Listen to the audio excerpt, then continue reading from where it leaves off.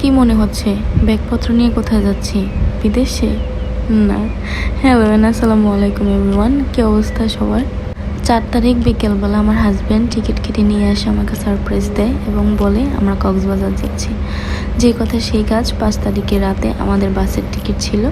আমাদের মেয়েদের একটা কমন সমস্যা নিশ্চয়ই সবার আছে, আলমারি খুললে জামা কাপড় গায়ের মধ্যে পড়ে, কিন্তু কোথাও যাওয়ার জন্য আমাদের কোনো জামা কাপড় থাকে না। এত শর্ট নোটিসে হাতের কাছে যাই ছিল তা নিয়েই ব্যাগপত্র গুছিয়ে রওনা করে দিলাম। এক্সাইটমেন্টের জন্য সেদিন সারাদিন কিছু খাওয়া হলো না আমার। তারপরে কাউন্টারে এসে 1 কাপ চা খেয়ে নিলাম আর একটা বার্গার খেয়ে নিলাম।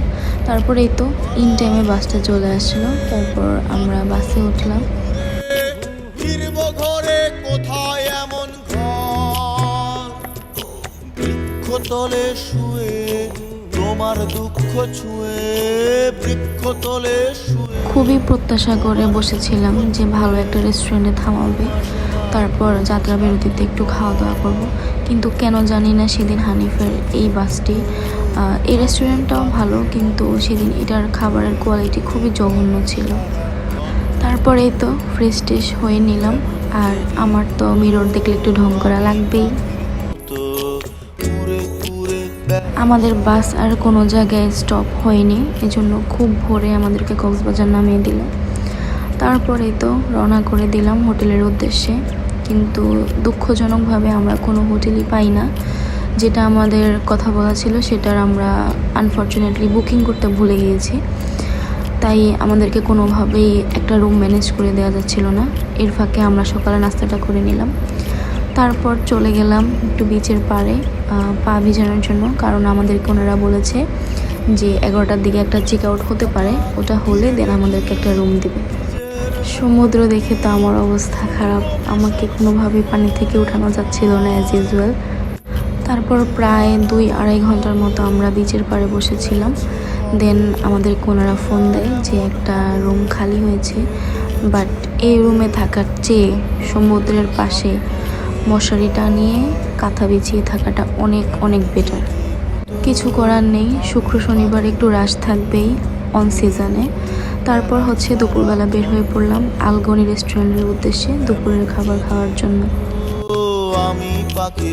এই জিনিসটা আমার খুবই পছন্দের। আমরা সেদিন অর্ডার করেছিলাম ভাত, 5 রকমের ভাজা, দেন ছিল ডাল, লইট্টা ফ্রাই আর হচ্ছে রূপচাঁদা ফ্রাই।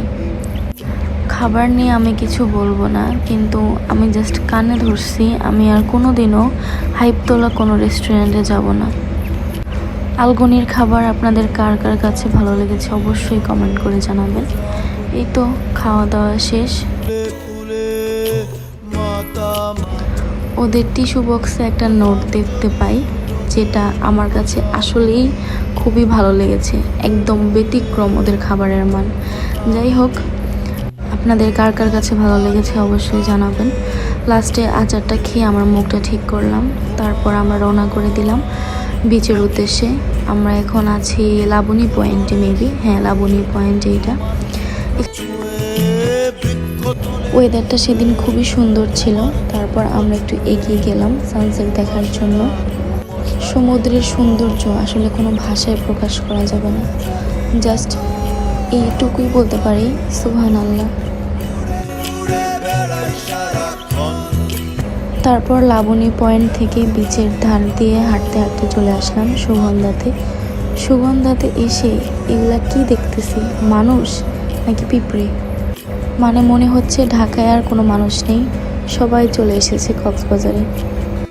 আর যাই হোক, আমরা যদি আর কোনো দিনও আসি, আল্লাহ যদি আমাদেরকে আনে, তাহলে আমরা অফ সিজনে শুক্র শনিবার দিন আসবো না। তারপর রুমে এসে একটা লম্বা ঘুম দিয়ে দেন হচ্ছে রাতের খাবারের জন্য বেরিয়ে গেলাম। আমাদের দুজনের কারোই খিদে লাগছিল না খুব একটা, এজন্য ডিসাইড করলাম যে আমরা হালকা পাতলা কিছু খাবো। তারপর এই ফিশ মার্কেটে গেলাম, গিয়ে আমার এই কোরাল মাছটা খুবই পছন্দ হলো। তারপর এটা লাইভ ওরা রেডি করে দিচ্ছে, দেখলাম। যদিও আমার দেখে মনে হচ্ছিল খুব একটা ভালো হবে না, বাট না, আই ওয়াজ রং। কোরাল মাছটা খুবই মজা ছিল এবং খুবই ভালো মতো কুক করে দিয়েছে। এমন যদি হতো আমি পাখির মতো উড়ে উড়ে যায় সারাক্ষণ। বসে বসে খুবই বোর হচ্ছিলাম, তারপর ফোন বের করে একটু ঢং করা শুরু করে দিলাম। দেখো পিছনের কত সুন্দর ধোয়া। একটা জিনিস দেখাই, কি সুন্দর চাঁদ। তারপর আমাদের মাছ প্রায় একদম রেডি, এখন শুধু একটু স্পাইসেসগুলো ব্রাশ করে দিবে। খুবই সুন্দরভাবে মাছটা কুক হলো। তোমার দুঃখ ছুঁয়ে বৃক্ষতলে শুয়ে, তোমার দুঃখ এই যে খাবার চলে আসলো, খুবই মজার ছিল মাছটা আলহামদুলিল্লাহ, কিন্তু এক টুকরো লেবুর খুব অভাব ছিল। আমরা নিয়েছিলাম কোরালের বারবিকিউ, অনেকে দেখছিলাম ঝাল ফ্রাই বা ফ্রাই নিচ্ছিল, বাট আমার কাছে কেন জানি মনে হচ্ছিল বারবিকিউটাই ভালো হবে। মতো উড়ে আলহামদুলিল্লাহ দুজন মিলে একদম ভরপেট মাছটা খেলাম। তারপর আবার বিচের পাড়ে চলে গেলাম, আর দেখো একটা জেলিফিশ মরে পড়ে আছে। তারপর চা খেলাম, চা খেয়ে একটু পা ভিজাতে চলে গেলাম। আজকের ভিডিওটি এই পর্যন্তই। এটি ছিল আমাদের কক্সবাজারের ফার্স্ট ডে। ইনশাল্লাহ আমরা আরও 2 দিনের মতো থাকবো, আরও ভিডিও আসবে। আজকের ভিডিওটি এই পর্যন্তই। ভিডিওটি কেমন লাগলো অবশ্যই কমেন্ট করে জানাবেন, এবং আমার পেজে লাইক অ্যান্ড ফলো করতে ভুলবেন না। থ্যাংকস ফর ওয়াচিং, অ্যান্ড আসসালামু আলাইকুম এভরিওয়ান, বাই। মুখোমুখি